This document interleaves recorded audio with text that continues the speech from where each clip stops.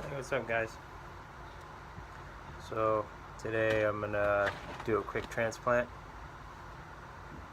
Um, I've got a plant that was given to me. Actually, seeds that were given to me were by J Herb, and this is a pretty little plant that I've already kind of topped. It was much prettier and very equal-sided and equilateral. And I topped it, and this thing is vigorously coming back with new growth.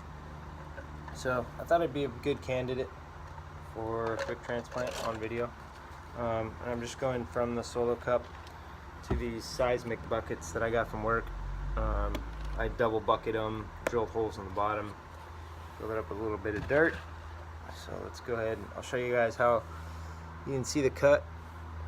I do the corners, and you can kind of push them out a little bit with your finger so that the roots are a little easier to get out, and then just kind of comb them out at each corner,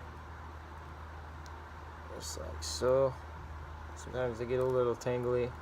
Try to get them out of the solo cup before it gets too bad.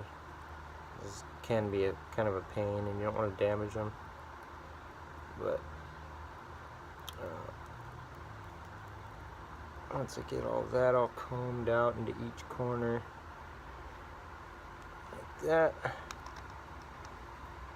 give it a little push in the bottom, just right in the center, just to kind of loosen up the dirt. And a little squeeze all the way around. And then I grab the stem with my two fingers like this, low as I can get it right next to the dirt. And I turn the cup sideways over my bucket that I'm working over here. And I push the bottom, and then I just pull the plant right out. But as I do it, I make sure that I don't clip off any roots, any that are struggling to come out. You can just grab it like this, make sure they're not getting caught up, and voila. And then take my bucket and I just dangle them in, kind of let them have a little bit of room. And I drop them right in the center.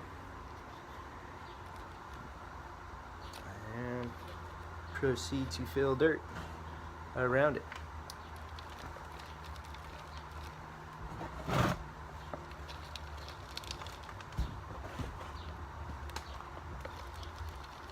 Yeah, I like to get my hands dirty.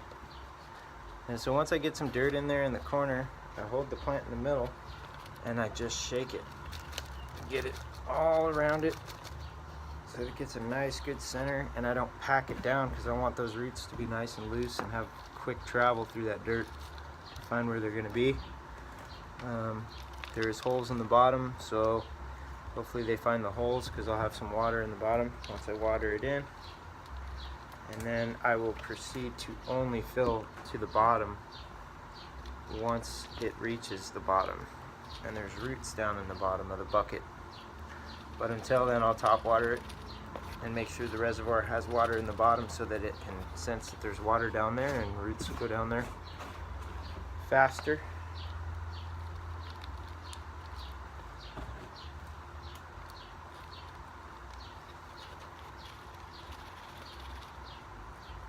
And just about there. And just a little bit more. I'm really digging these buckets because they're square. They kind of are easier to place when you're looking at a tent that's full. And the buckets are actually wider than the plant. Let's see if you can see this right. So the plant barely sticks out around the edges, so it kind of gets its own little space, where the rest of these in here are pretty tightly packed.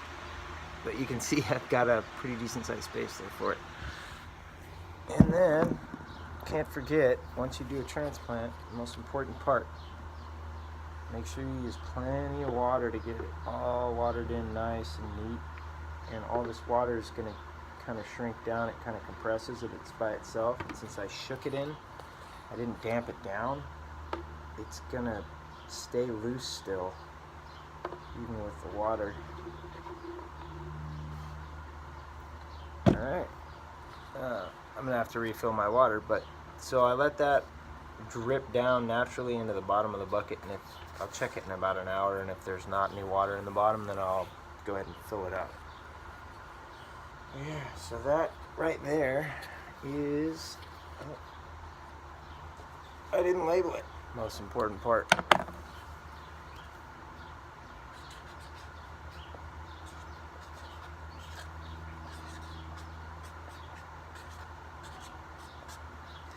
And that is